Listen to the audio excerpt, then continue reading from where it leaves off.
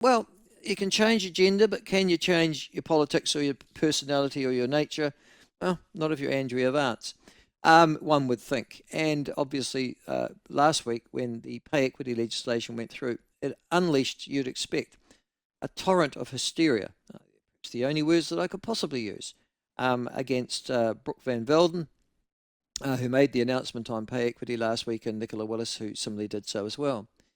As a consequence of that, the Labour Party and other parties, and well, essentially the left, decided to head off into deep end material in terms of, I guess, using analogies from the past and illustrations on social media and linking them to current female politicians in this country. And then, of course, it all resolved itself. Well, it didn't resolve itself, but it sort of led to the ultimate low point when Andrea Vance decided to call Nicola Willis and a number of other female MPs the C word. And we've talked about that a bit over this particular week. I might add, at no stage has Stuff apologised. In fact, as of yesterday, they doubled down and said that it was entirely appropriate. I'd love, well, but they did other things as well last week in consequence of the pay equity announcement being made. And to join us to talk about that now is social commentator, pollster, and frankly an outstanding analyst of social media on these sorts of things, David Farrar. He joins us now from Kiwi Blog. David, thanks very much for joining us. Lovely to have you Hey, on. Michael. Listen, one of the things that you showed on Kiwi Blog was a photo of Brooke Van Velden dressed up. Can you take us through that, please? Yeah, of course. This is an image that was shared by a Labour Party electorate, and it shows her in a Nazi uniform because, of course, amending pay equity laws is equivalent to gassing 6 million Jews. We can all agree this is a rational and sane response. It gave her a nice title of Girl Letter. So that was, I think, the Labour Party Whangaparora electorate trying to, I think, make Stuff look moderate in comparison. Yes, but the really interesting thing about that, they called her, as you say, Gauleiter Van Velden. There's a picture of her, as you say, a Nazi uniform with a Nazi flag. Have rebranded her as the Minister for Public Enlightenment and Readjustment. I can't recall, and now you probably can, David, that suddenly became a real issue, because if the National Party had done that to a female minister of the last Labour government, I'm pretty sure it would have been front page and, well, it would have been TV news leading, wouldn't it? Yeah, look, there is a real double standard here. To be fair to Labour, this was one of their electorates, not their head office. Having said that, their head office has authorised posts by Chris Hipkins that outright lies about what's happened. So they're not out of the woods either. But look, if anything that had been done had been happening to politicians on the left, whether it's the Vance column or this, it would be the major news story. Every National MP on their way into caucus would be doorstopped and asked to condemn it, etc. But instead, it's a fairly minor media issue. Like the Vance columns had one minor story about it in the New Zealand Herald. That's right, yesterday. And it's being ignored routinely, particularly by, I have to say, the state broadcaster, who would be all over this. Okay, we all agree that this is appalling double standards from the New Zealand mainstream media. Can you take us why, David, as an observer yourself, as somebody who's participated in the media, part of the political and media process, if you like, why you think there is such a disconnect between associating, if you like, moral blame on some stories when it involves centre-right politicians, but not when it involves centre-left? Well, I think it comes down to that there is this just absolute bias there. The comparison I would make is that, look, sometimes you get people on social media have said in the past bad things about former Prime Minister Jacinda Ardern. Their views, like Andrea Vance did the C word.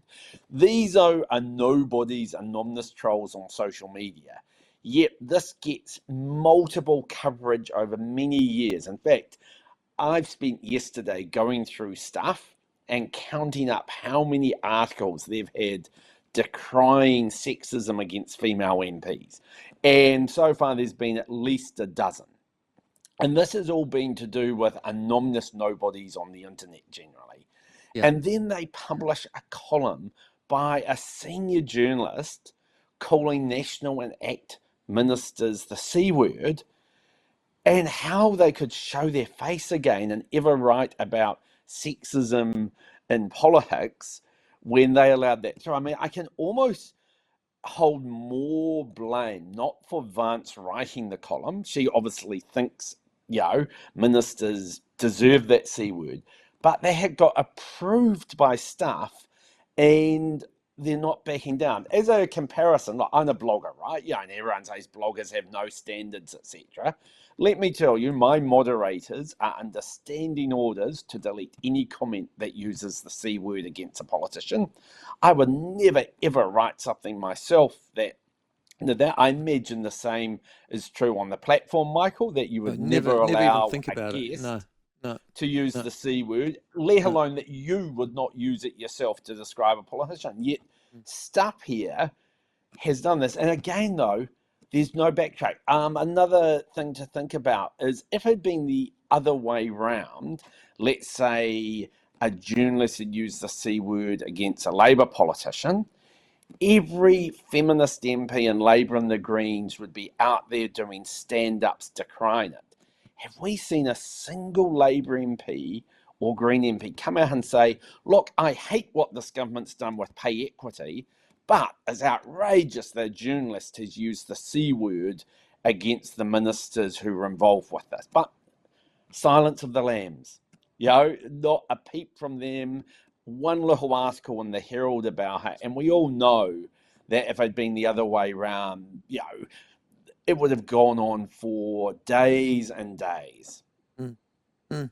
Listen, it's funny you should talk about that because I found a column, probably one of the ones you found as well, written in April 2022 by Michelle Duff, in which Yes. and it's headlined "Why Escalating Misogynistic Abuse of Jacinda Ardern is a National Security Issue."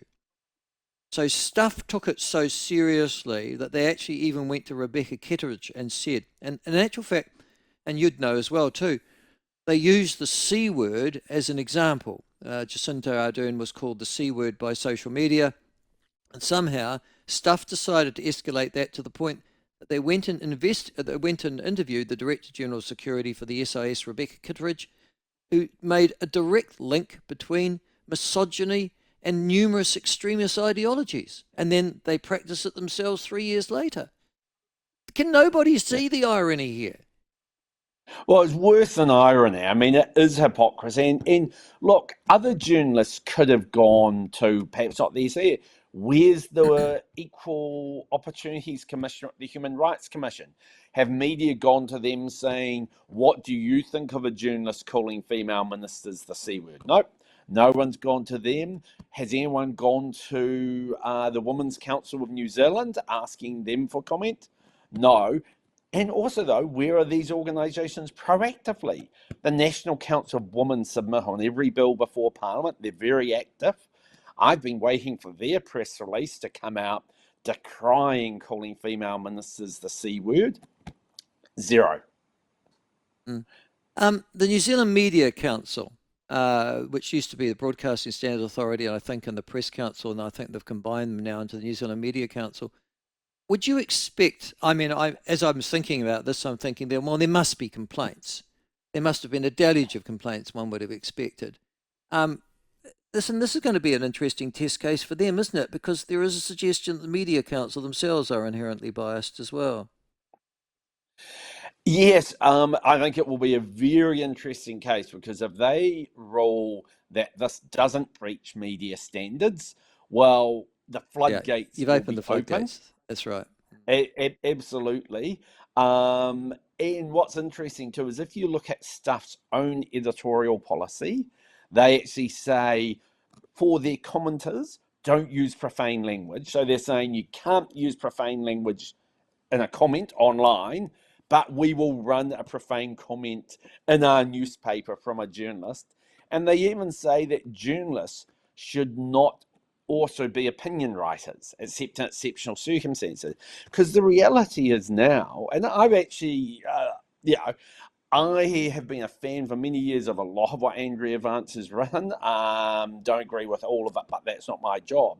But by them allowing Andrea to write this, how can she possibly write on politics again? Oh, I agree with Because you. once Yep. you've called one side the C word, Mm. that's going to taint you for life. And this is where her editors should have said, whoa, Andrea, you're upset about this, but, we can't publish this. Fine, you could have made the point she was trying to make by using different words. Um, just on that, and this is the next step. If I was Nicola Willis, and I'm not, but if I was Nicola Willis or any of those named female MPs in that column, I would refuse to deal with both Andrea Vance and Stuff. Is that a valid response to this? It's a response, but look, national MPs don't play the victim card. In fact, Nicola at first didn't really respond to it. And in fact, her response was just a column mainly dealing with the facts around what they're doing, but just noting it was pretty unusual on Mother's Day to receive as your Mother's Day present a column calling you the C word.